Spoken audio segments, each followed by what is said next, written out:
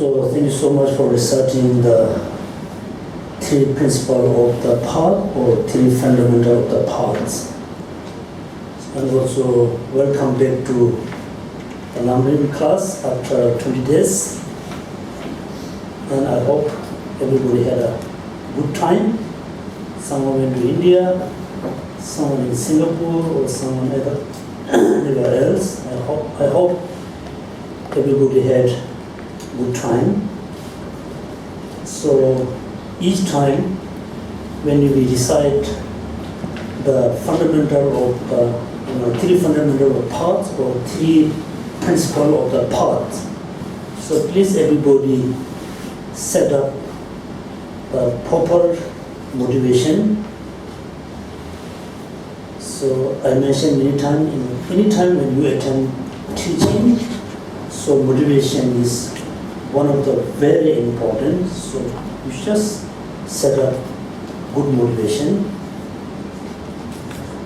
And so now we will have another maybe 3 months for Lamrim class.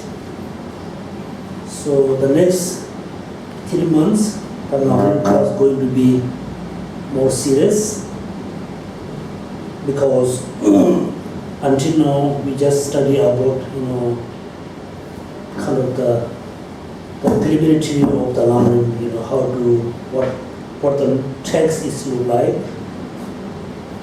how you must study. So it's just kind of the the background of Lamrim. But since today, so we're going to learn how to listen to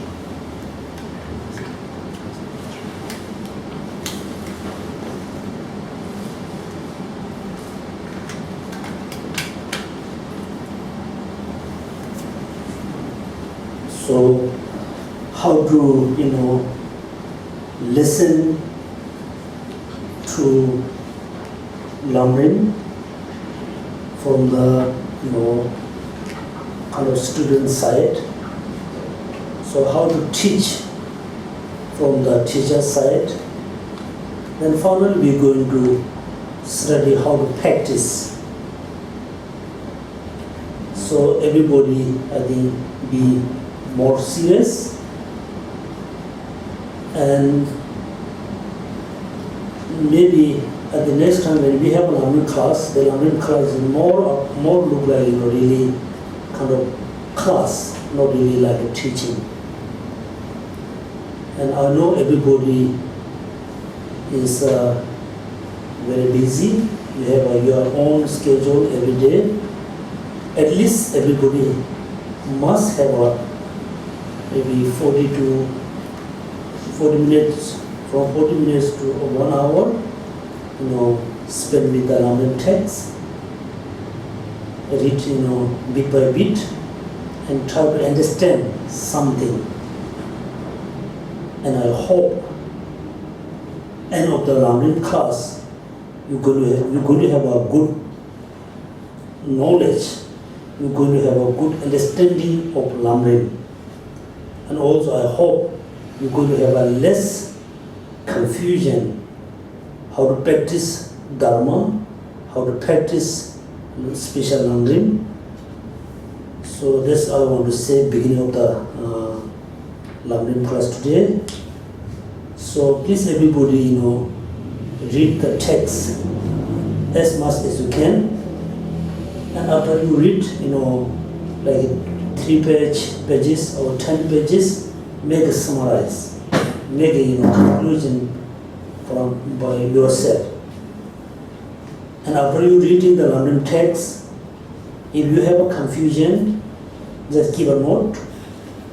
If you have a doubt, also give a note, and must ask this question in the class. So then, when we finish, 10 pages, 20 pages, 30 pages, so we have a good understanding of Lamrim. If you don't ask question, if you don't have a kind of, if I don't clarify the doubt or confusion, then you will have a more confusion in the futures. So we must clarify, day to day. Shouldn't keep the confusion 1 to 2, 2 to 4. So everybody must read. Yes. Geshela, we received some questions regarding the Lamrim text that we are using. Because this text was written by Pabongka Rinpoche, and Pabongka Rinpoche was known to be a worshipper of the protector, Yonten, which is against with His Holiness the Dalai Lama's advice. So the doubt is, why are we still using the books that is this book that by Pabongka Rinpoche? Would you help to clear our doubts on that? Actually, it's a very important question. Right at the beginning, when we start Lamrim class, one of the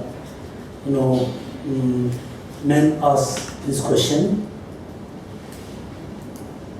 So when you study about Pabongka Rinpoche, he was one of the very important master. Especially he was one of the very important Lamrim teacher. Not only that, he had a lot of disciples in all Tibetan Buddhist tradition.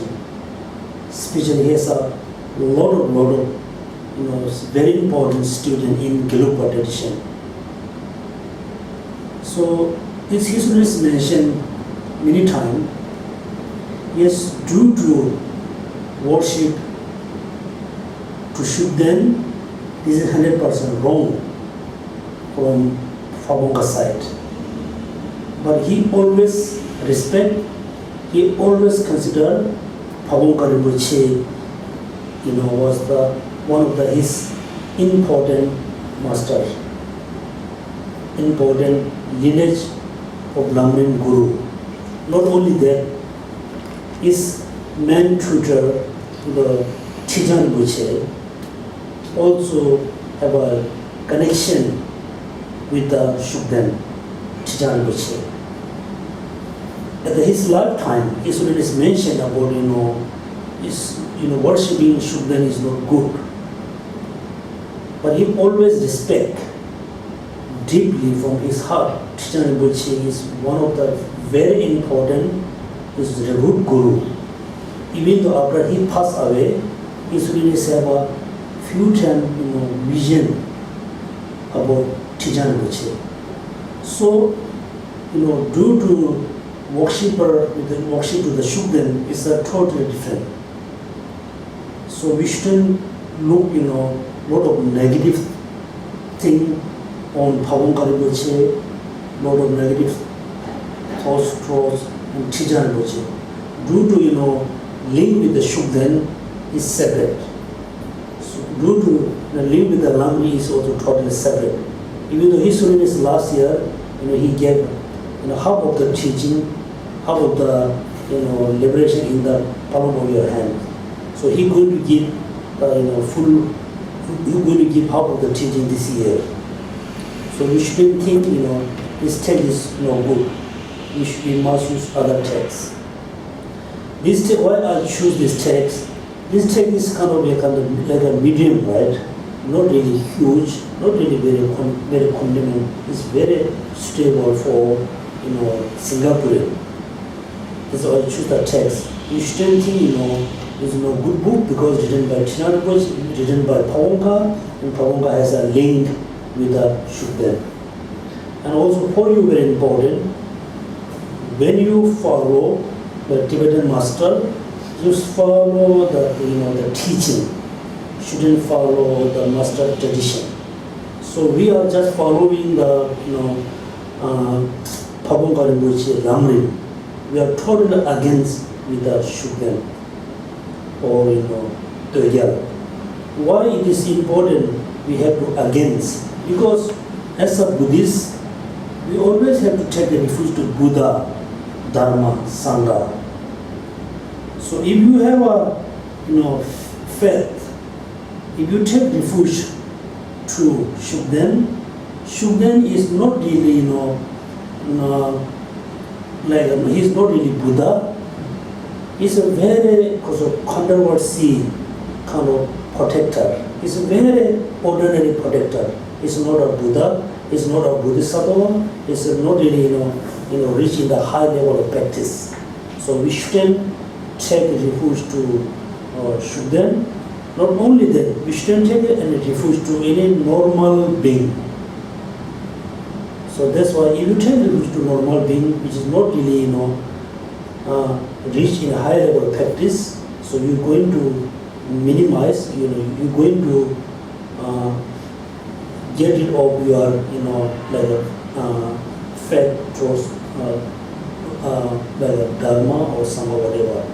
So it's totally different. You shouldn't think is that this text is not good because written by Pabongka. Yes, we must be aware.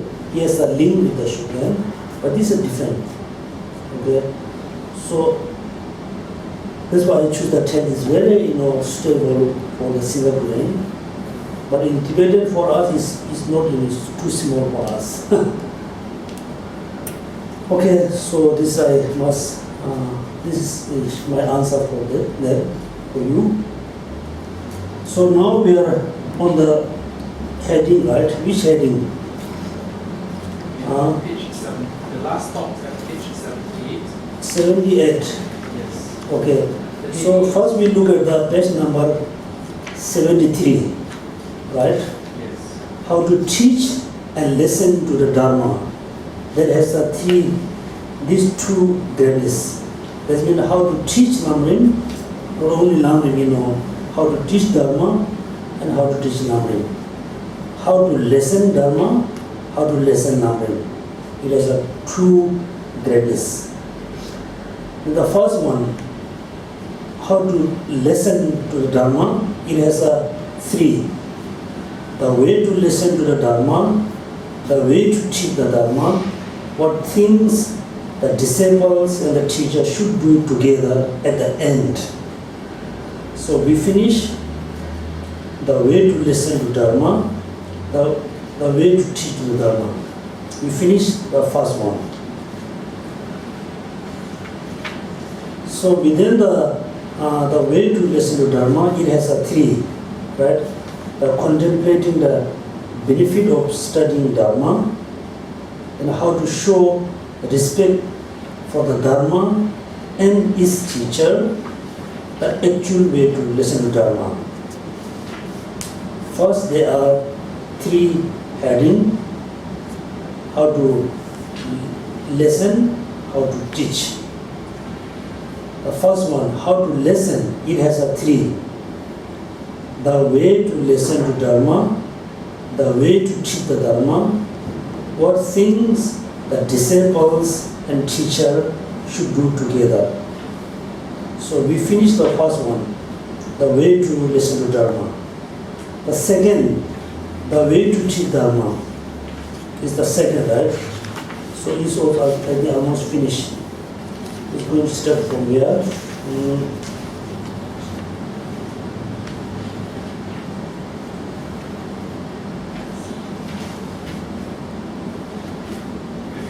Page 78. Yes, 78. 78. So where's the heading,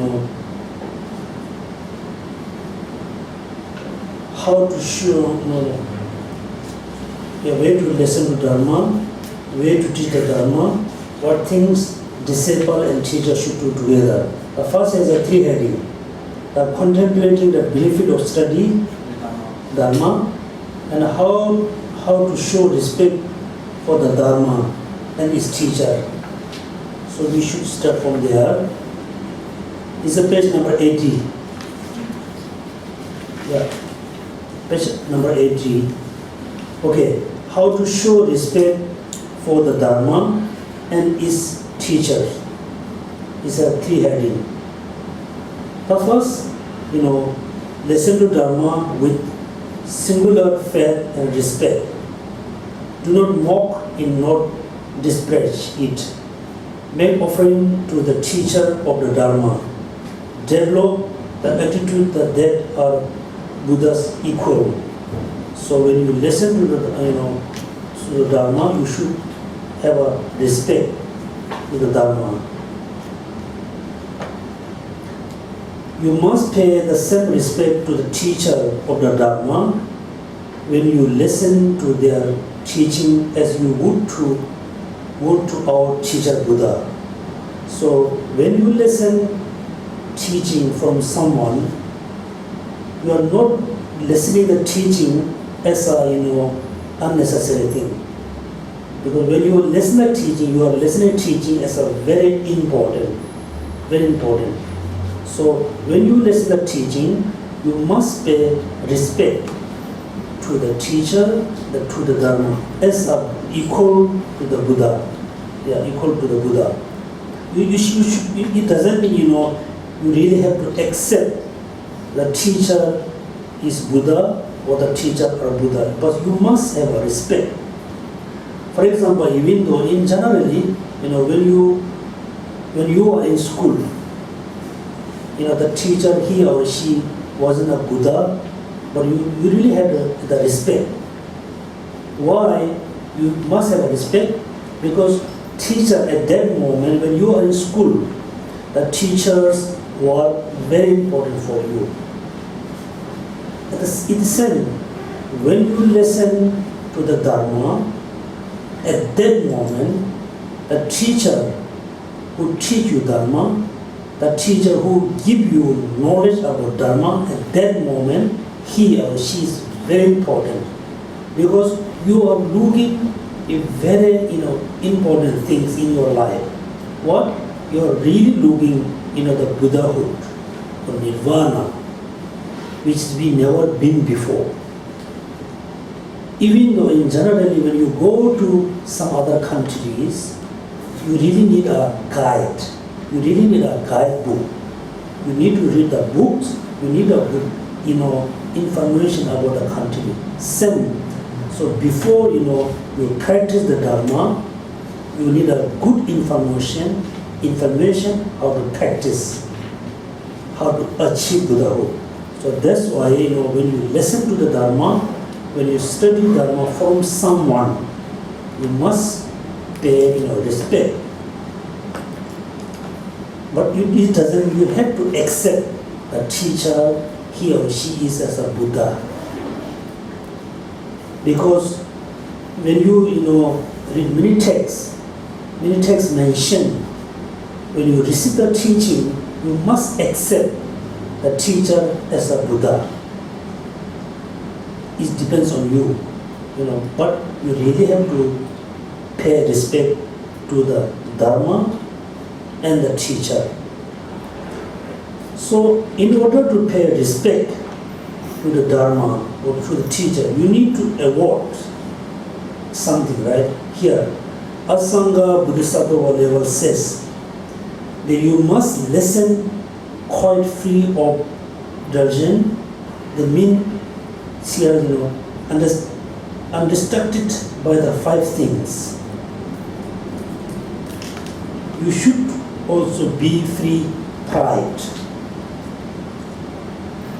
There's a further mention of 6 things that should be present while you listen. So when you listen to the teaching, you must, get rid 6 of them.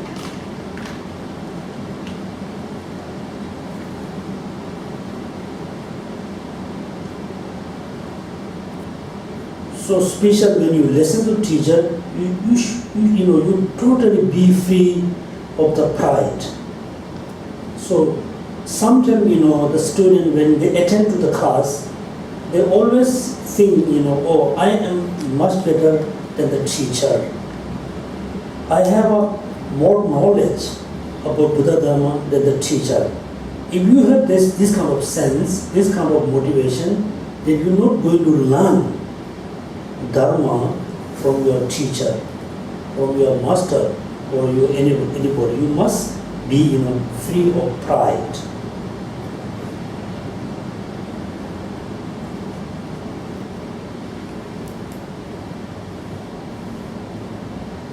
So first, you're free of the pride.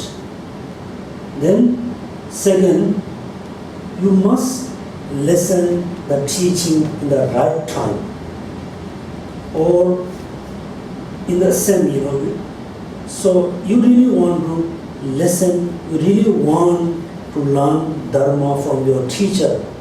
If you go to see the teacher in improper way, so you're not going to receive the right teaching. That means you have to listen the teaching in the right time.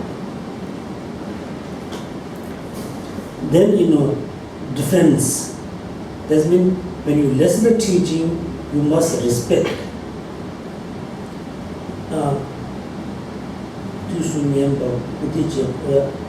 Respect and defense. So defense and the respect is different. Okay? Respect, when you see your teacher, you just say hi, hello, just in the respect way, in a nice way. The defense means you have to provide, but the teacher needs something, you try to provide, you try to give something. And lack of anger. Lack of anger. So of course when you listen to the teaching, someday you get some angry toward your teacher, because teacher someday scold you. Someday he says, oh, you're not good student. At that moment you shouldn't be angry. So lack of anger. Then the intention. Intention means when you listen to the teaching, when you study the Dharma, you must have an intention. Okay, I must listen this teaching. I must study this Dharma in order to practice. Intention. So someone attend the teaching in order to get just information about Buddha Dharma. Somebody attend the teaching just in order to give a class for other students, other disciples. So for us, we should think, yes, I attend this Lamrim class in order to practice bodhicitta, in order to practice renunciation, in order to achieve Buddhahood. So intention is very important. Intention. Then an absence of arguing with the teacher. So arguing and the debate is different. When we have a class, we must have a debate. Why is this? Why not is that? We should have a debate. Shouldn't have an argument. An argument based on kind of motivated by anger. Then we have an argue. The debate and argue is big different. When you have an argue, you always have a sense of win. When you have a debate, you have a sense of understanding. So when you listen to the teaching, you should get rid of 6 of them. So the right time. So first one, the free of pride. The right time. Then difference, respect, lack of anger, intention, and an absence of arguing with the teacher. So why right time is so important? Generally, the teacher who teach you Lamrim, the teacher who give a teaching, the teacher has their own schedule. So morning they have their own mornings schedule, attending their schedule. You must have a right time to listen the teaching. So time is very important.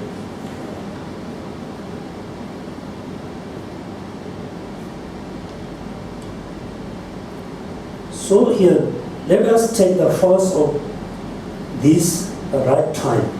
The Guru must give a teaching if the feels happy to do so. If he has no other pressing duties, so you would not request to listen to his teaching whenever he suit you. And this would be must pursue presumptuous, presumption or selfish. So it is just kind of very little information. So when you have a time to listen teaching, you must see the right time for your side or right time for the teacher side. Time is so important. And there's another verse.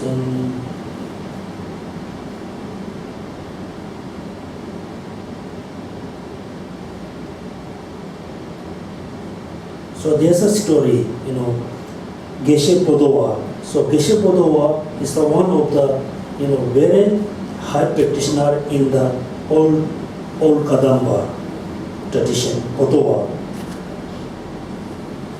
Geshe Lobsang was sitting in the, Khakang monastery, is the monastery name, in the upload of the central province, attracting many scriptural texts.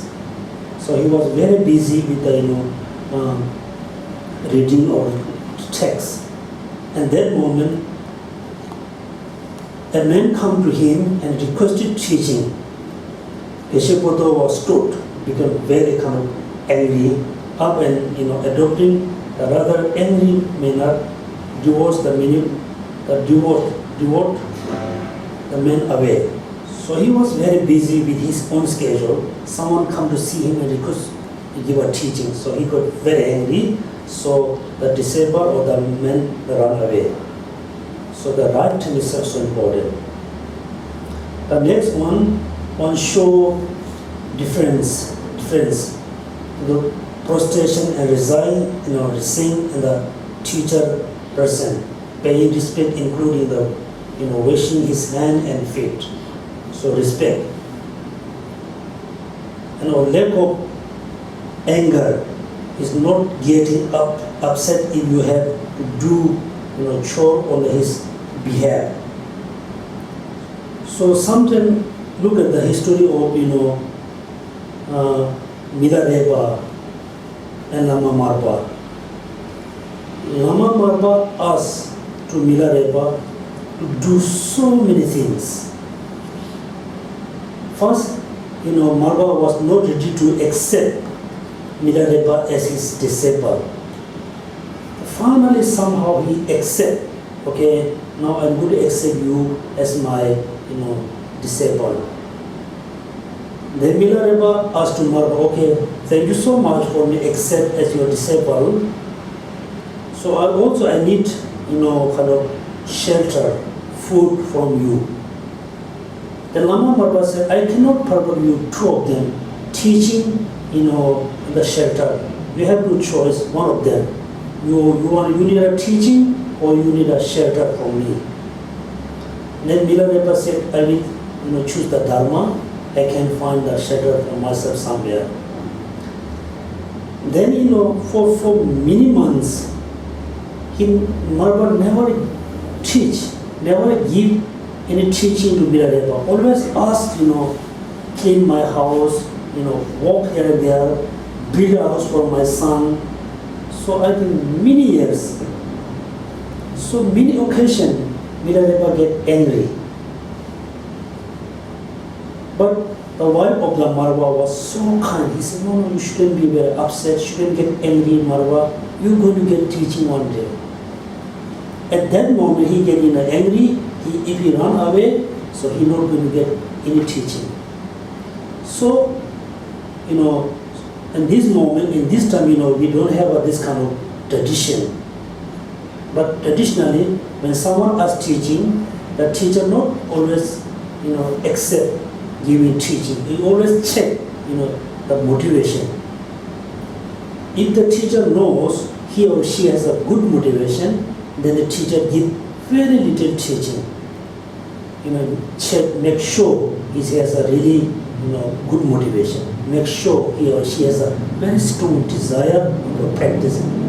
Then finally, if the teacher 100% sure, yes, the disciple has a good motivation, strong desire about listening Dharma, with a strong desire about practice Dharma, then he or she will give completely full teaching.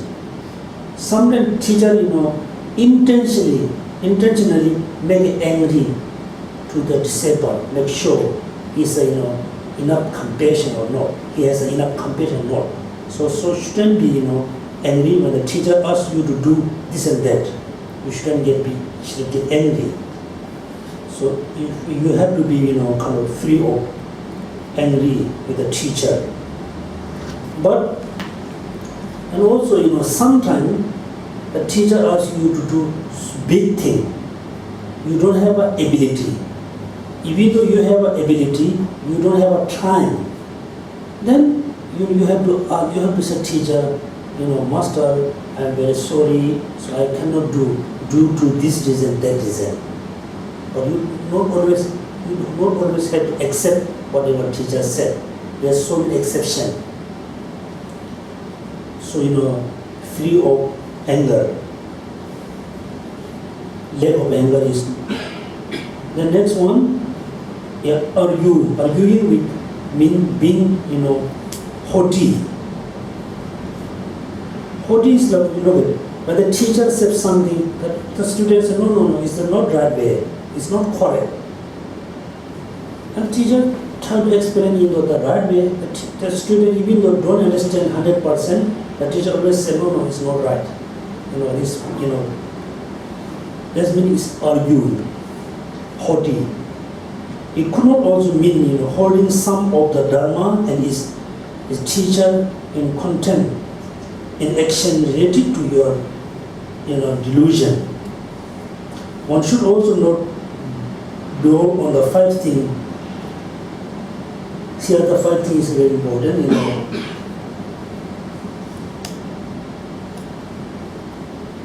Dignity, that ethics is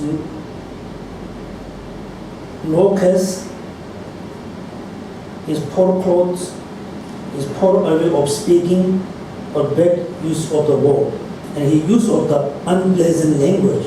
One must give up any idea of seeing this of 5 things false.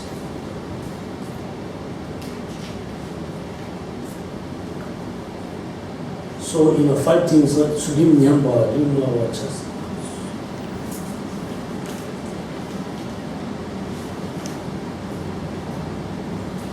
So when you listen to the teaching, so you shouldn't look at the 5 things at the teacher.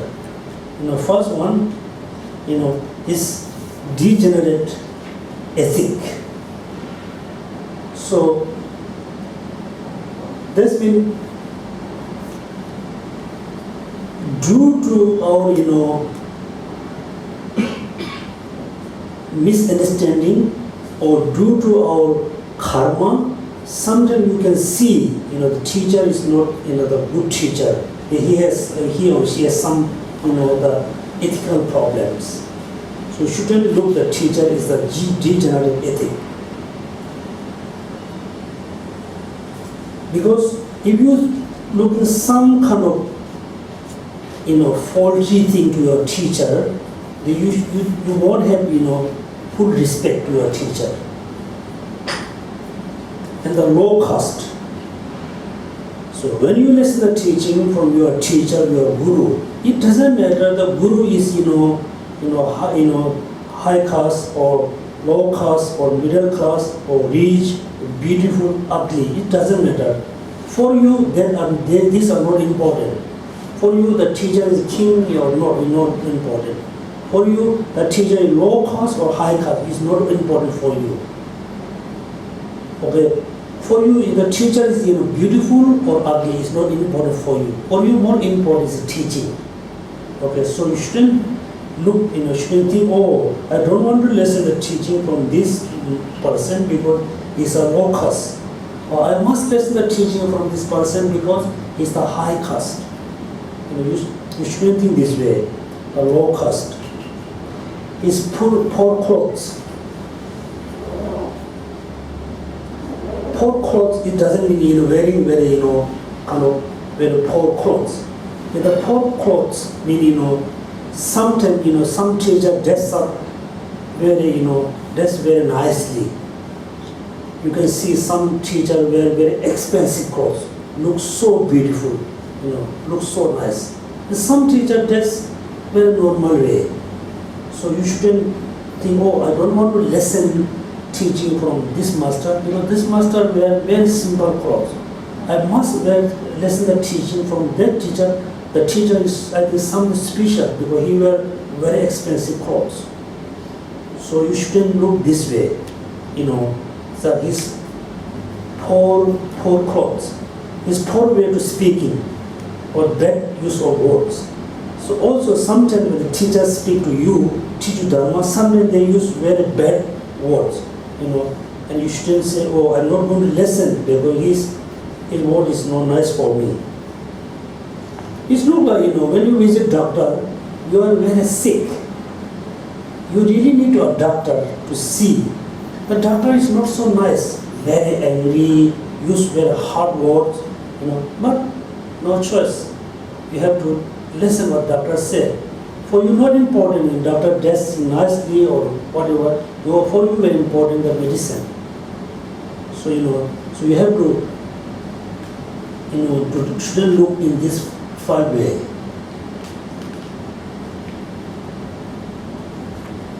An unpleasant language. Also, this is very questionable. Pleasant words, pleasant language, unpleasant language. In Tibetan tradition, they always saying, you never ever have always pleasant word. Who have a compassion, love, care about you, right? If somebody really care you, really love you, he never tell you the always present words. So, in Tibetan say, Shatse Kame Tamye Me, the people who have a really compassion for you, the people who really care you, he or she never give you the always present words. For example, mother, right? Mother always care the child or children. The mother always not say, oh, you are so good, you are so good, you are so good. And sometimes you are really good, sometimes you are really bad, sometimes you are really hate you. So that's mean, you shouldn't, give up your teacher when he use, unpleasant language. So you must, you mustn't give up when the teacher has this kind of thing, degenerate, low caste, poor clothes, poor way of speaking, and unpleasant language. So this is how to respect for the Dharma and its teacher.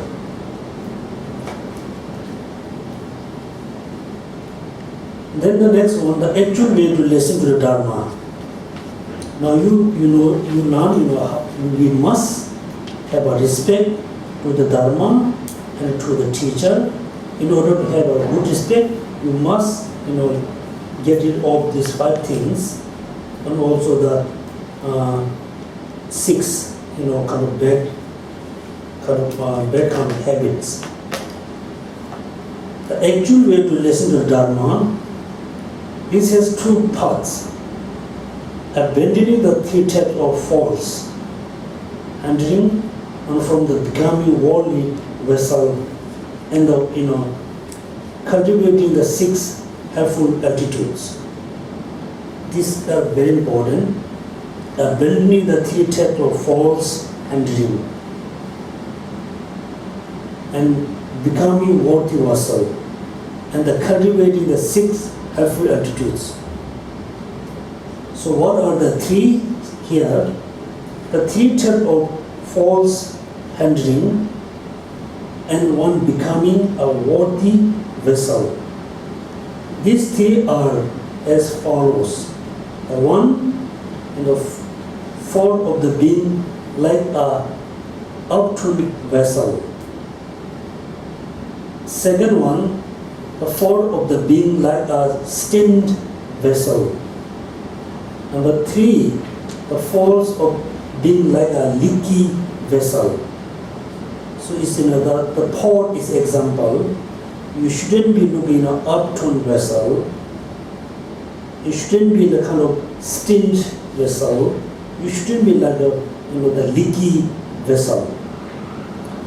So when you attend any kind of class, you shouldn't have this 3-4C. You must you must be free from the 3-4Cs.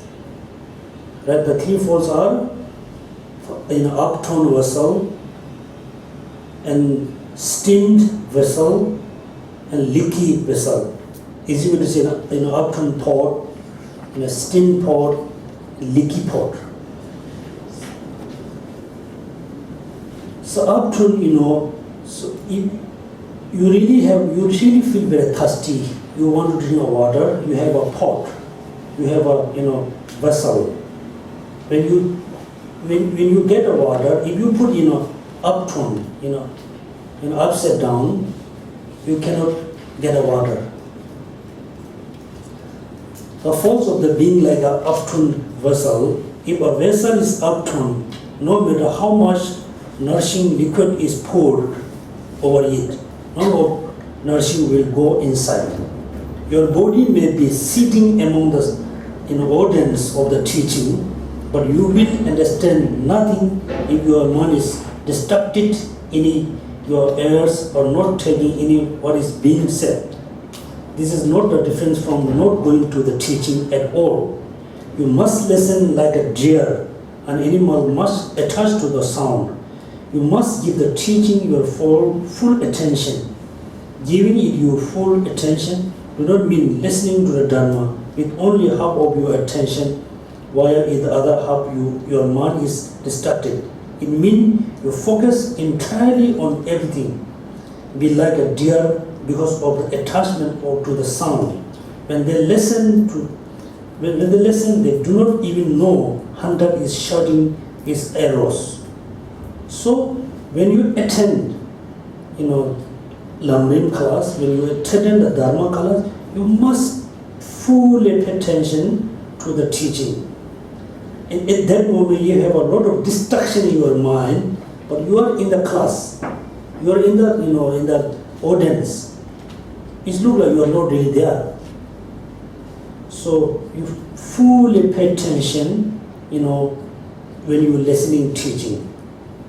If you don't, then the teacher putting a lot of kind of nourishes kind of liquid, but nothing going to go in your mind. So that means when you attend teaching, you try to pay attention to the teaching. Even at that moment, if you remember something, just stop and pay attention to the teaching. Otherwise, you're not going to learn anything from the class. So same here, when you are here, you try to understand as much as you can. If you remember at the moment, I have to do this, I have to go this, I have to do this, just forget this thing. Try to listen the teaching. Try to listen the Lamrim. You can understand something. The next one, steamed. That means, you have a pot, you got the water in it. If the pot is not clean, so the water is not drinkable, right? Water becomes very dirty. So you are in the class, you fully pay attention to the Lamrim. If you have some kind of the wrong motivation or bad motivation, the teaching not going to help in your life. So you really need to get rid of the bad motivation. Bad motivation means sometimes someone attend the teaching, okay, I just go just in order to learn, practice. I'll just go. If I receive the teaching, I can teach other. Someday you go to class, okay, I go to class, let's compare my knowledge and the master knowledge. These are the kind of bad motivation. So whenever you attend Lamrim class, you must have a good motivation, which is I'm going to attend the class in order to benefit all sentient beings. In order to benefit all sentient beings, I'm going to practice Lamrim and will practice bodhicitta, so you should just, get it all the bad motivation. Now you fully pay attention to the Lamrim, you have a good motivation. If you very easy to forget thing which is you learn in Lamrim in class, also is going to be, not going to be useful for you. So that's when you fully pay attention to the teaching with the good motivation, try to remember as much as you can. Then the teaching is, useful, helpful for you. Not only Dharma class, even when you attend any kind of class, fully pay attention with a good motivation. After you finish your class, try to remember what you learn. Okay, so for you, pay attention to the Lamrim class with a good motivation, try to remember as much as you can. Because whenever you go, you cannot bring the book always with you. Even if you can bring this book with you, you won't have a time. So that's mean, you just listen, with a good motivation, try to keep in your mind. Then whenever you go, you can apply the practice of Lamrim. So that's why, you shouldn't forget. So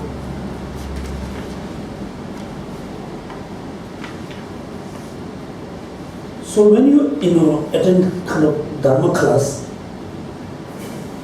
there are so many distractions in the class. Also, there are so many distractions in your mind. When you are in the class, someone speaking each other is called distraction for you. And even though someone sit next to you, the habit, someone has a very strange habit, also you got distraction. In the class, everybody sit in the proper way, very quiet, very nicely, and you got a lot of distraction in your mind, right? Oh, I forgot something, this. Sometimes, for me, even in my experience, sometimes when I was in class, many times I forgot I'm in the class. My body was there, my mind is gone somewhere. The same, everybody is same, So fully pay attention with a good motivation, try to remember as much as you can. So the next one, I think, is the sixth, cultivating the six helpful attitude. So now is more important. What are they? These are the attitude that you are like a patient. The second one, the attitude that holy Dharma is medicine. And third, the attitude that your spiritual guide is like a skillful doctor.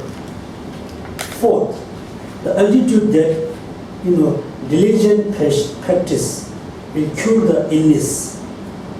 Fifth, the attitude that Tathagata are holy beings. Sixth, the attitude that Dharma should be preserved for a long time. So, I mentioned for you before. So, generally, one of the very important questions you always raise every day. You always, when you get up early morning, you must ask a question, always. Do I need to practice Dharma? Or do I need to study Dharma? First question, you ask yourself. You shouldn't, follow the Dharma as a tradition, as a normal. First you ask question, do I need to study Dharma? Do I need to practice Dharma? Then question, sometimes you feel, yes, I must study Dharma. Sometimes you're going to think, no, I don't need to study Dharma. I don't need to practice Dharma. I'm okay. but still ask question. Then finally you're going to get right answer from yourself. Yes, I really need to study Dharma. I really need to practice Dharma because I am look like patient. When the people have a lot of sickness, the person never be happy, right? When you have a strong headache all the time, all the day, you never feel happy all day. The people who has a serious cancer, if the person is quite high practitioner, the people will really know how to control the thoughts. They won't have the lot of problems in their mind. The normal people who don't know how to control the emotions, they don't know how to control their own mind. When they get very serious sickness, they will have a lot of problems. Always be suffer. So we are look like a patient. We everybody now physically okay, but the mentally, emotionally, we always have a sickness. Since we get up, we just think, oh, I have to do. That means we have a desire, sickness of desire. When you get up in the morning, oh, you have to think, oh, today I have to meet that person. He is not nice. That means you have a sickness of anger, right? And when you get up early morning, oh, yesterday I lost something. You are not happy with them. That means you have a sickness of attachment. So it's not only one time. Since we born, we have this sickness. So also we believe in the previous life. We come from all these kind of emotional problems. This kind of emotional sickness, the negative sickness, we cannot cure very simply. So we think, the cancer is very serious. But we have a cancer maybe this life, maybe not in the previous life. Maybe we won't have in the next life. But the emotional sickness with us. These are with us now. These will be with us in the future. It will not, minimize. It will not eliminate. The sickness always with us. So that's why we have to know. I am a kind of very serious patient of negative emotions. Then next one, the attitude that holy Dharma is medicine. That's why in order to cure, in order to eliminate the negative, emotion, then the only one way you can cure, you can eliminate, which is practice of Dharma. So everybody shouldn't have a misunderstanding, because many people have a lot of misunderstanding. When you are not so happy, mentally or physically, always you do some prayer, some chanting, some offering. This is not enough. It's not enough. You shouldn't have this kind of misconception. When you get very angry, what you need to do, you need to practice compassion. Where you have angry. As I said you before, if you have very angry towards Mr. A, must develop compassion towards Mr. A. When you have an angry towards Mrs. B, develop compassion towards Mr. B, not Mr. A. Okay, compassion. So compassion is the only one, the best methods, best medicine which will cure the disease of anger. That's why, practicing Dharma is so important. So the study of Dharma is so important. The medicine. The attitude that your spiritual guide is like a skillful doctor. Yes, if you have a serious sickness, you need to rely on doctor. You need to meet a doctor. the doctor must be very skillful. If you meet very ordinary person, ordinary doctor who doesn't have a skillful, who are not really skillful, so the doctor is not going to be good for you. The doctor is not going to cure your disease. So in order to cure the emotional disease, you really have to rely on spiritual master who are very skillful. So that's why rely on teacher is very important. Before you rely on the master, before you rely on the teacher, you must investigate about the teacher, about the guru, about the master. And this day, many Asian people, has a lot of confusion. First day they met some kind of Rinpoche. The Rinpoche is not a skillful Rinpoche, no master, no scholar. They have a name of Rinpoche. Everybody thinks Rinpoche is like a Buddha. You never ask any question, you never do any investigation, just go and receive initiation. After a few days, few months, then you're going to realize, oh, the Rinpoche is not that good. It's too late, right? Too late. So that's why you're a skillful doctor. You really need to find a skillful, Rinpoche, skillful guru or lama, whatever.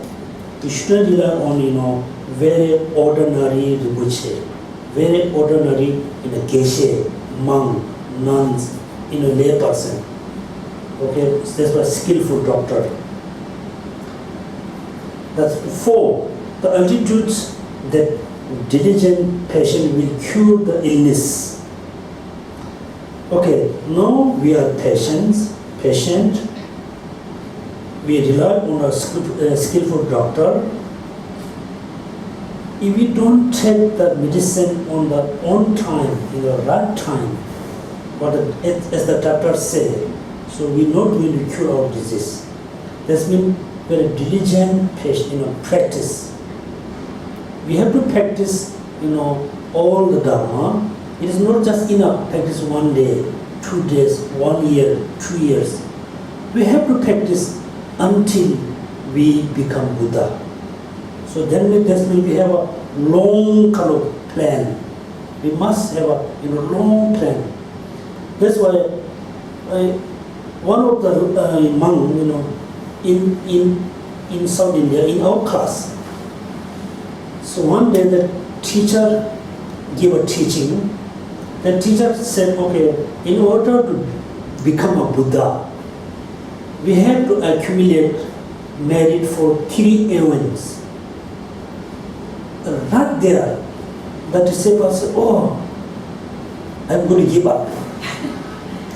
He said, I'm going to give up. I can't 3 eons. He says, too long. And the teacher said, okay, accept to you. If you're not able to accumulate, the merit for 3 eons, you have to stay in the samsara, billions of eons. Which one you would choose? Look at that. So that's mean, we have to be very serious practitioner, and also we have to make a really long plan. Not only today, but tomorrow, this life, so also next life, after next life. That's why one of the Tibetan masters said, you have to study the Prajaparamita until you become Buddha. You have to practice all the paths until you become a Buddha. So how long it will take?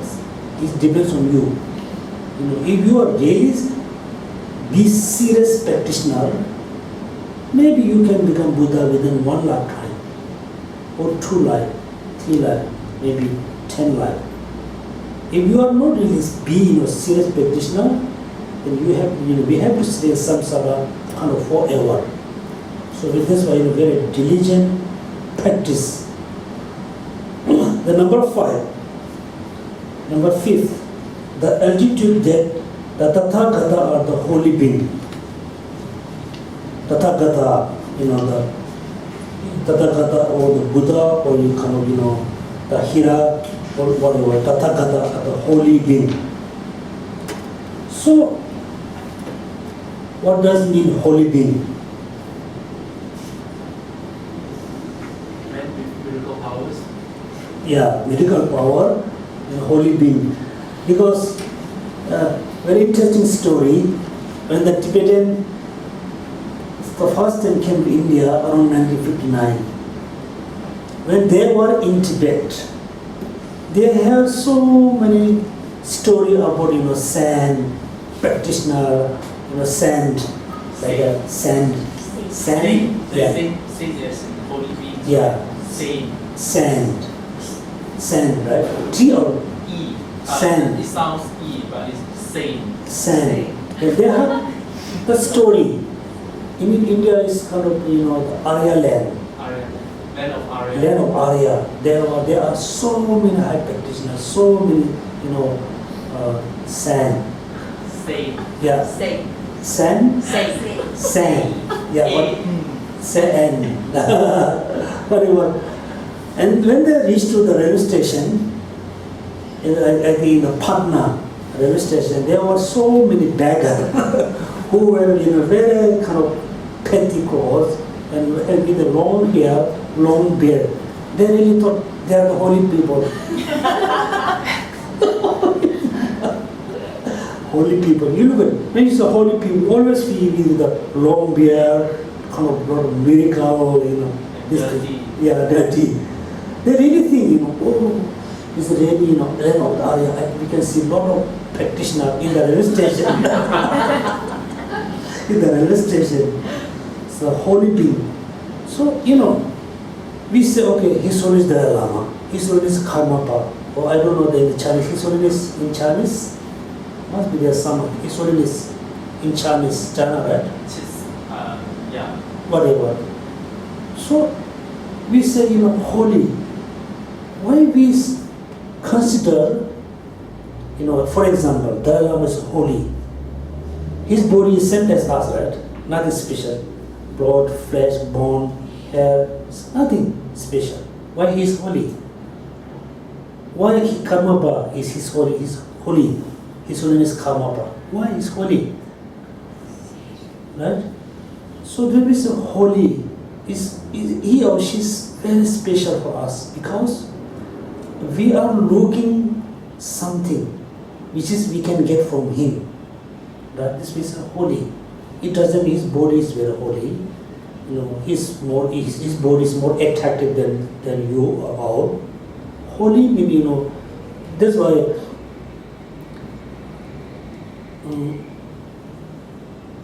in holy in Tibetan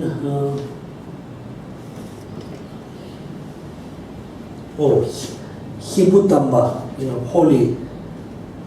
Hibutamba is kind of not extraordinary person, not kind of ordinary person, non extraordinary person, holy. That means when we take refuge to Buddha, we are not really looking. Buddha body is very special. I must respect to the body. We are looking, we are taking to Buddha because we are looking his knowledge. So knowledge is more important than the physical body.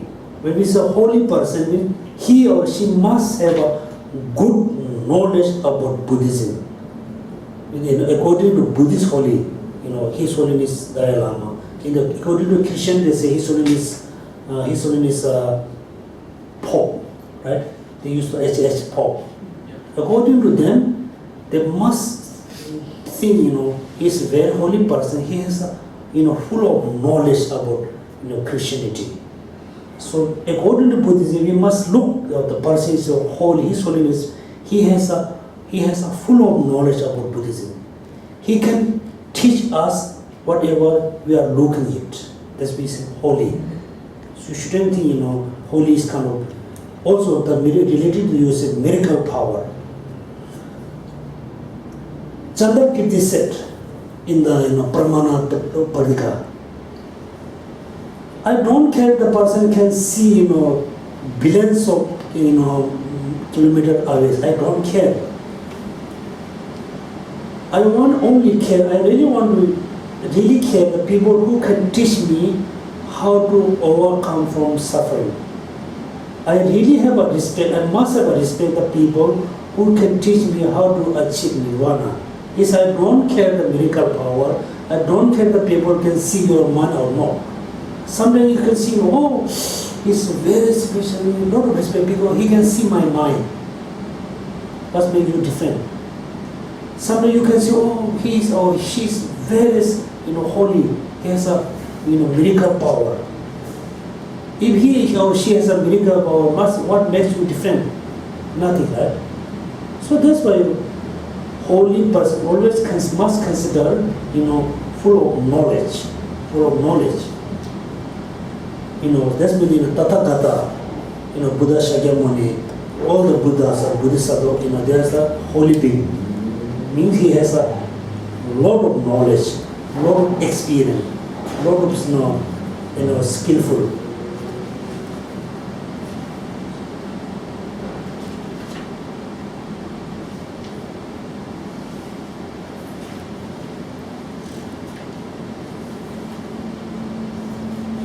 This Tathagata are holy beings. And the altitude, the Dharma should be preserved for a long time. Look at, when these words seized by the non-Buddhists, they thought, oh, the Dharma should be preserved for a long time. It's not that easy. Look at, within the medicine, some medicine is very useful for everybody. This kind of medicine we must preserve for a long time. So we look this way, we think this way. Dharma here, like Buddha Dharma, should be preserved for a long time. Why we say preserve for a long time? The source of suffering is kind of not only source of suffering for Buddhists, right? The source of suffering is not source of suffering for only Buddhists. The source of suffering is the source of suffering for everybody, human being or in other sentient beings. The happiness which is we can achieve through practice of Buddhism. The happiness is not the happiness for only Buddhists, it's for everybody. So this means the source of happiness is kind of a source of happiness for everybody. The source of suffering is also source of suffering for everybody. And the methods, the practice, Dharma, is not only practice for Buddhists, it's for practice for everybody. That's why we say preserve, Dharma should be preserved for a long time. So that means, I'm not saying I'm Buddhist, Buddha Dharma is the most of the, the good Dharma. I'm not saying this. I say, Buddha Dharma can be benefit for everybody, Buddhist or non-Buddhist. That's why preserve for a long time. So next, I don't think we have to go word by words. So we learn the 6 helpful attitudes. So if you have this 6 helpful attitudes, then you're going to have a very strong sense of desire for study of Dharma and practicing of Dharma. So every day you must consider, I'm a kind of a passion of negative emotions. I must rely on, the Dharma. Dharma is the best medicine for cure my negative, sickness. I must rely on spiritual God who is skillful, who is master. You must think, I really want to be serious practitioner. Then you must think, now, you are very, fortunate because you met many, holy person in Tibetan, holy person in, like in China, holy person in Singapore, whatever. You met very truly holy person. So you are very fortunate. Also, you always wish, I will meet this kind of holy person in the many lifetime. It's Dada or holy being. Then the last one, in order to cure, my negative disease, I always have to practice. I always have to study Dharma. In order to practice Dharma for many years, in order to study Dharma for many years, I wish to preserve the Dharma for a long time. So there's a link, there's a connection each other.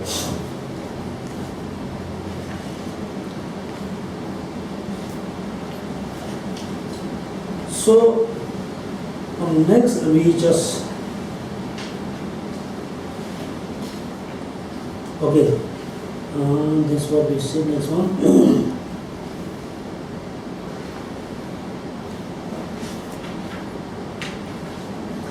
So this is a better attitude to have, like a patient. If it is a patient, the other will follow naturally. So first you really need to think, you really need to consider, I'm a very serious patient. I have a lot of sickness. I have a sickness of attachment, desire, anger, ignorance. These are my serious sickness. I'm a very serious patient. Sorry, Geshela.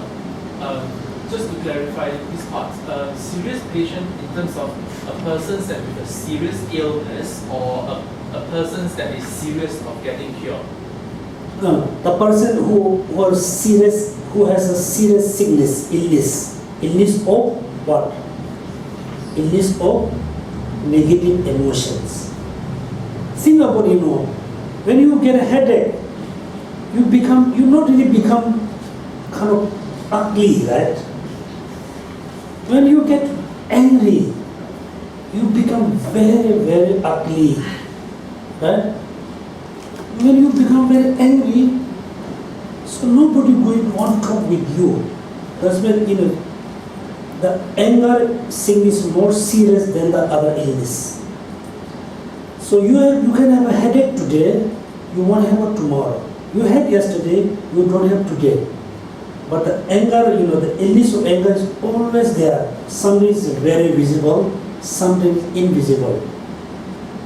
So that's why, all of us, especially as a Singaporean, compared with India, you have a, best facility. Compared with India, we have a lot of good facility. Compared with Indian, compared with, other country, we have a good life. But you still can feel it. I'm not really happy. I wasn't happy yesterday. I'm happy, not happy now. Maybe I will not happy tomorrow. That means, if you check yourself, your physical body is okay, right? You have enough clothes, enough food, you have a house. You are not happy. Why?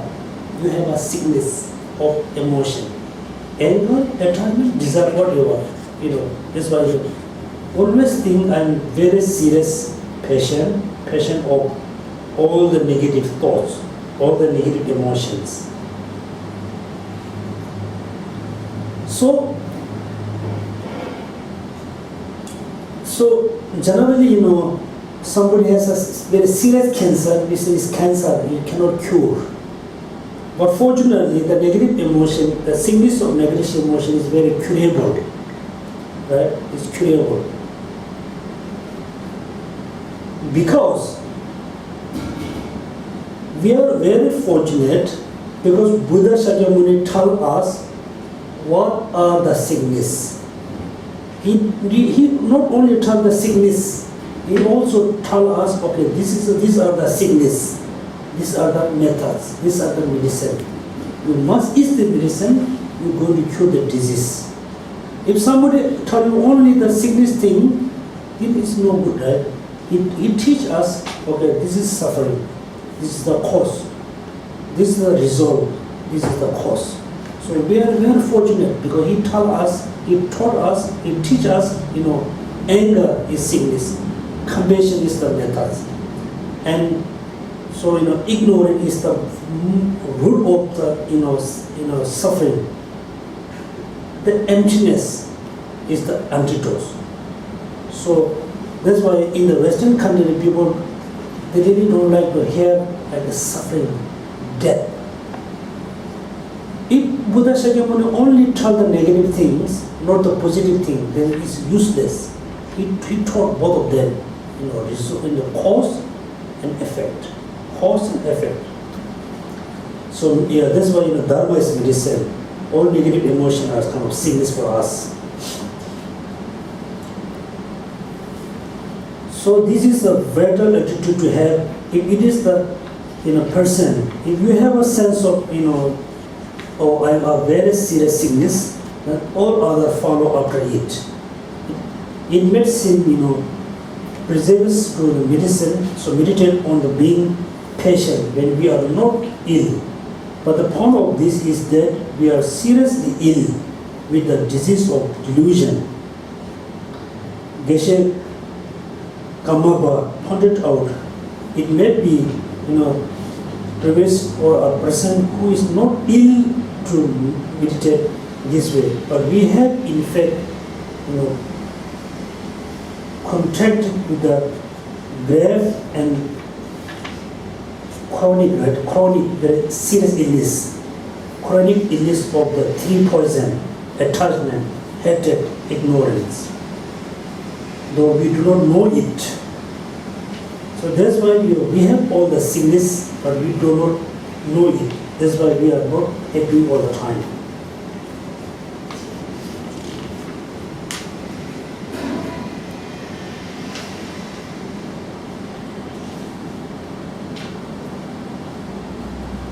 So next we just move to the number 4. Okay, number 4. First, second, third is not that important.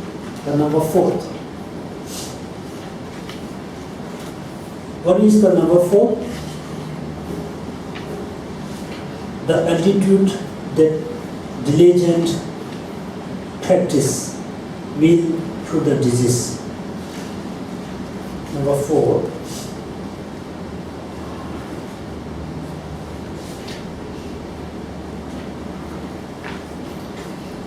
Okay, number 4. Developing the attitude that diligent practice will cure the illness. The medicine is the thing that helps the patient illness, but perhaps the patient does not follow the doctor's advice and instead just leave the prescribed medicine by his bedside. And the patient does not do what the doctor says and does all the things he says not to do and never get better. You cannot blame the doctor and you cannot blame the medicine because the patient brought it out himself. So this is very important, okay? Look at the medicine is the thing that helps the patient's illness, but perhaps the patient doesn't follow the doctor's advice and instead just leave the prescribed medicine by his beside. When the patient does not do what the doctor says and does all the things he says not to do and never get better, you cannot blame the doctor and you cannot blame the medicine because the patient brought it on himself. We are exactly the same. Right? We visit the doctors. We met many holy beings, and we got a lot of prescribe about the medicine. What we do, we just leave the prescription or medicine beside the bed, right? We met many masters, we met many gurus, we received many teachings. That's when we receive a lot of prescription about medicine. Also, we get a lot of advice, a lot of teaching, we get a lot of medicine. But we just live beside our bed, we don't take the medicine. And also exactly that, we totally do the opposite. What the teacher or what the master says, we don't follow. We always have been doing something which is the teacher said you shouldn't do it. So we are, so that's why we are not able to cure our disease. So everybody, shouldn't be like that. When you go to class, when you attend the teaching, get the good, prescription, good medicine. You shouldn't keep in your bag. You must eat when it's necessary. What we do, we attend many teaching, we attend many classes, we got a lot of information. When those are necessary, we don't apply. When you get angry, you always get angry. We never try to minimize. We never try to apply the compassion. When you have a strong attachment towards your things, towards your person, towards your belonging, strong attachment, we never try to apply the renunciation. We never try to apply the essenceless. Right? So it looks like we got all the medicine, we got all the instruction, but we keep in our bag. And we always blaming, okay, that teacher is not good. I attend this class, I attend this teaching, nothing benefit for me. Then we blame the teacher. Also we blame the Dharma. Oh, I attend the Chinese master teaching is no good, nothing help for me. Or attend the Kagyupa teacher class, he taught something not helpful me. It's useless me. Because we don't eat the medicine. I said one time here, within the Buddhist follower, within the Tibetan Buddhist follower, we have a lot of group. Okay, he is my master, she is my master, best of the master, he is one of the best teacher. He is not, she is not, right? So we have a lot of argument about teacher, about master. It's very unfortunate. If you eat the medicine, who give you, medicine, you must eat the medicine. After you eat the medicine, after you eating the medicine, then there's no more argument. Right? So what we do, we have a lot of group. And always argue, always competition about the center, always have a competition with the master. We are not actually practicing Dharma. So please everybody, when you attend the teaching class, try to understand, you must put in practice. You must put in practice. If you put in practice all the Dharma sent, if you put in practice the teaching which you receive from Chinese masters, also very good for you. If you put in practice the teaching which you receive from Tibetan masters, also good for you. If you put in practice, teaching which you receive from any kind of master is good for you. Then you can see all masters, all gurus are good. If you don't practice, then you can see any of the guru is good. It's a medicine, So we, do not follow the doctor's advice.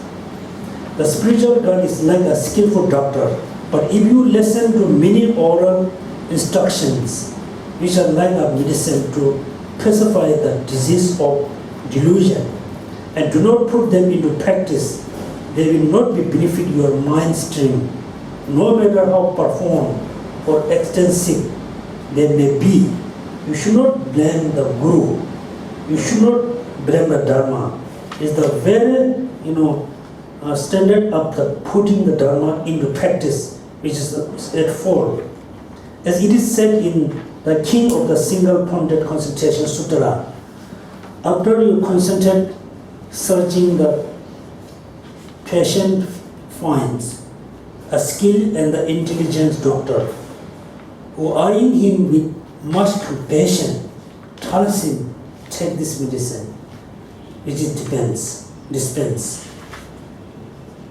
Yet the patient does not take the most wholesome and precious medicine, the patient's cure.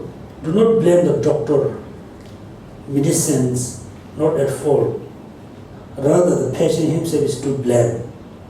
So too, what people ordain into the doctrine, they may know full well about the 10 in that force, the denial, concentration, the 10 power, but make not true effort to meditate. How could nirvana come without the effort? So now you can see, that when you look at the sentences, so it is so important to practice, meditate. It's so important to follow after the text, after the teaching. We must follow what the Buddha said. We must avoid what the Buddha said. If it is no good, you shouldn't follow. You shouldn't put in practice. The Buddha said it is good, then you must practice.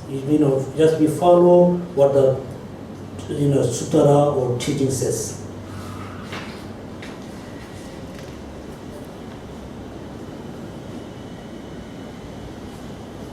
So even though for example, emptiness is one of the famous topics. Dzogchen or Chakchen is very profound, very profound. But if you don't practice, it doesn't matter how much it perform. The medicine is very expensive. It's one of the well-known medicine. You got it. If you don't eat, it doesn't matter how it is expensive. How well-known medicine. That's been, So please, everybody try to practice as much as you can.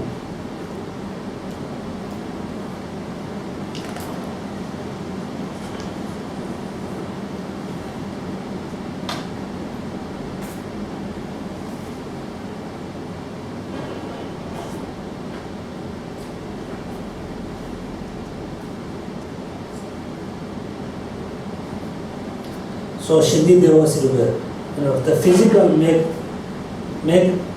use of this mere words accomplish nothing. Will the sick be helped just by their reading the prescription? So so it is so important, when you study, when you listen, must put into practice. Otherwise, there's a doctor who has a lot of medicine, full of medicine for the bed. But if the doctor or the patient don't eat the medicine, but full of, all the medicine kind of useless for you. It doesn't mean the medicine is no good. The medicine is good. It's kind of useless for you because you don't eat it. Okay. So. So before we do the meditation, I think we change the rule of our class since today. Let's see, okay? Because each time when I ask, when we have a time for question answer, I don't have a lot of question from you. Now what we need to do, okay, is page number 84, right? 85. The next 85 to how many pages can you read? 10 pages? Too much. 10 pages is fair, Geshela. 10 pages. Or 8 pages? Okay, like 10 pages, you just no only one time. 1, 2, 3. 5 sheets of paper. 5 sheets. Yeah. Okay. So what I will do? So everybody must read page number from 85 to 1, 2, 3, 4, 5. 85 to 96. Okay. Everybody read from page number 85 to 96. Then, because I don't think we have to go, sentence by sentence.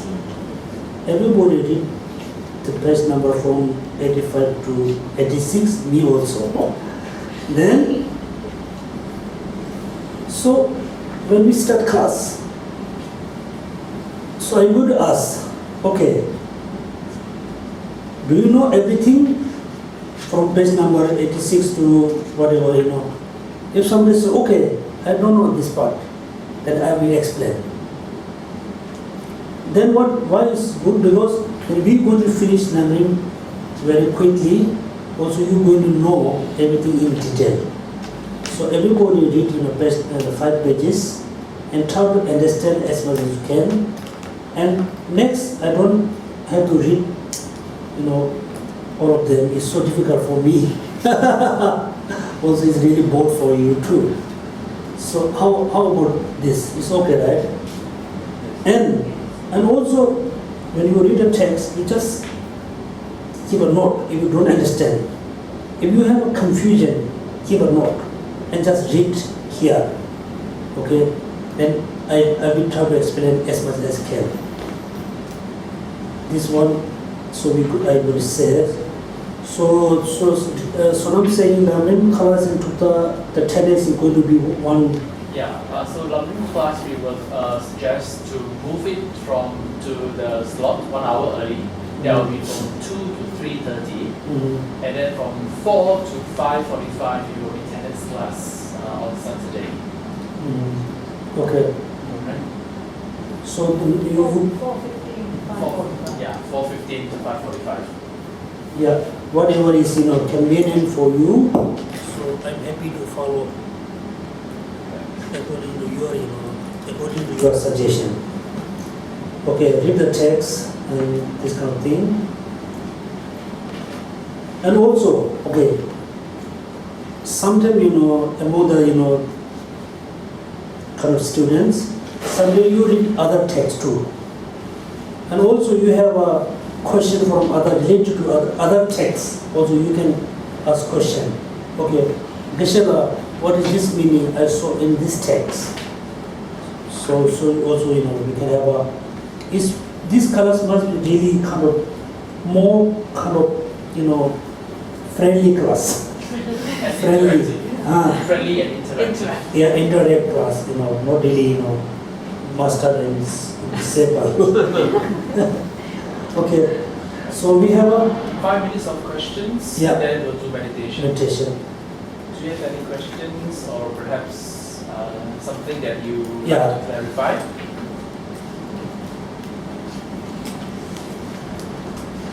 Geshela, in Southeast Asia teaching this year, His Holiness was talking about karma. He was constantly referring to karmas, which is the actions and the ripening of that. So one of the confusions that I personally had is because karma is the evolution actions. That means it's our actions with intentions. So for example, how can someone else intentions, actions be my karma? I'll give you an example. If today due to my wrongdoing, I was supposed to be abused by someone because I abused someone else in the past life, so I meant to be abused. But to be physically or verbally abused, somebody has to scold me or use bad words on me. And it depends on that person, anger arising, and he chooses to throw out his temper and show that. So he actually have the whole control whether to get angry or not to get angry. And I'm at the other side, supposed to be abused by those negative words. So my question is, how can someone else's will is actually determine what I'm going to get? Is it my own action in the past that make me to be abused, or someone else has actually, with their volitions and full intentions, has the control over the karmas that I'm supposed to have? That's why, Buddha said, split, right? I said, split, right? Split. Split up the L. Yeah, if you split up, split going to come on your face, right? Face. So somebody have a intention to abuse you. He really want you to be, he really want you to see angry, unhappy. That's why they throw so many different words. Of course, the person who use the bad words with a negative motivation, he or she going to accumulate bad karma. There's no doubt. The person who hear the bad words, it depends on you. You're going to accumulate bad karma or not from your side, because you don't have intention. That moment, if you able to remind, if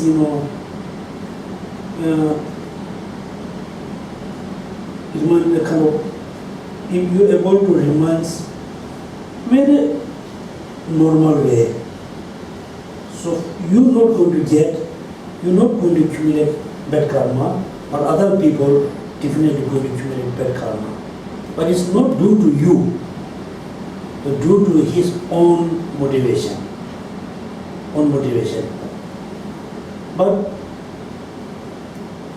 that's why at the Buddha lifetime, Buddha said,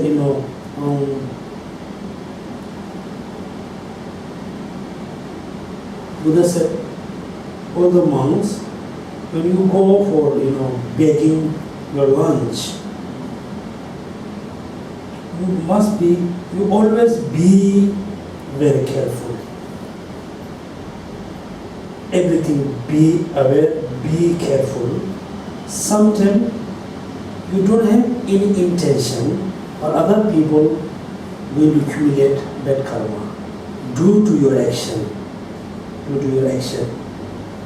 So sometimes we don't have any kind of intention, any kind of motivation, but other people have some wrong misunderstanding, misperception about us. Due to that, other people going to accumulate bad karma, but you're not going to accumulate bad karma because you don't have any kind of motivation, you don't have any kind of bad action. You're not going to accumulate you're not going to accumulate bad karma, but other people do. Sometimes, we don't have kind of any intention, but other people think, he or she is something strange. Then instead to yelling at us, that says so many bad things us. Then at that moment, if people also get angry, then both sides will accumulate, bad karma. So we shouldn't think that many people have some misunderstanding about karma or karma. For example, somebody said a bad thing about me. Then I think, never mind, it's my karma. I thought I accumulate karma I accumulate karma for experiencing this kind of suffering. We say, never mind, it's my karma. Karma, there's a two. One, you accumulate in the previous life. Due to the karma, you are experiencing the suffering. Some karma you freshly, accumulate this life. we shouldn't think all our suffering is always related to the previous karma. No, it's related to the previous karma. Something is very new or fresh karma in this life. For example, exactly 1 p.m. you have a bad action. After 2 minutes you get upset. This kind of upset, this kind of unhappiness is due to your fresh karma, nothing related to the previous karma. I tell you, one of my friend in Singapore, he has lot of negative thoughts, full of negative thoughts, he doesn't have any positive thoughts. He asking Geshela, it is due to my previous karma? Yeah, it may be. From my side, I don't think this is related to the previous karma. He kept his own negative thoughts.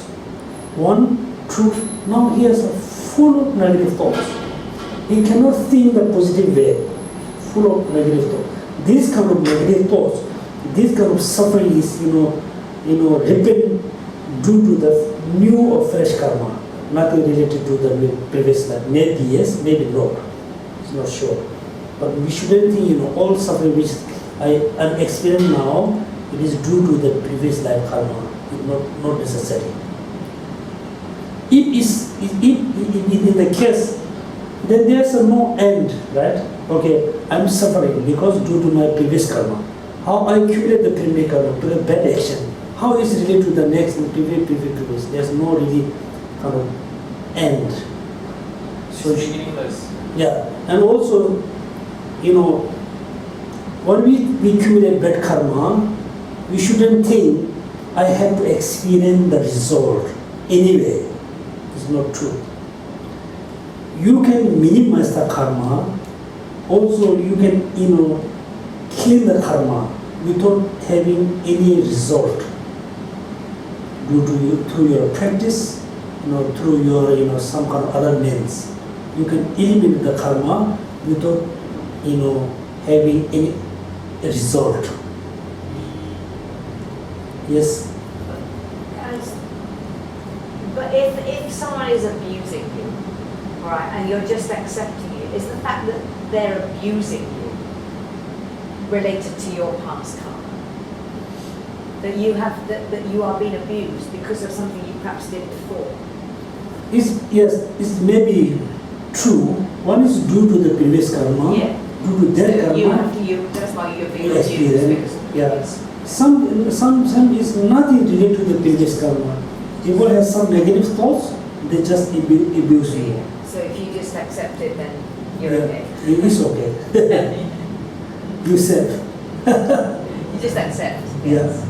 And then you feel you feel compassion for them. Okay, accept means look at. Many people say you must accept. Okay. How I can accept very easily? For example, somebody used very harsh words for me. That moment I'm totally, it's okay, I can ignore. I can ignore what he or she said. But that moment, if you do some analysis, what he said, what she said, what I do, what I feel, then for you very easy to accept. If you just ignore, not listening, then you're not really accepting.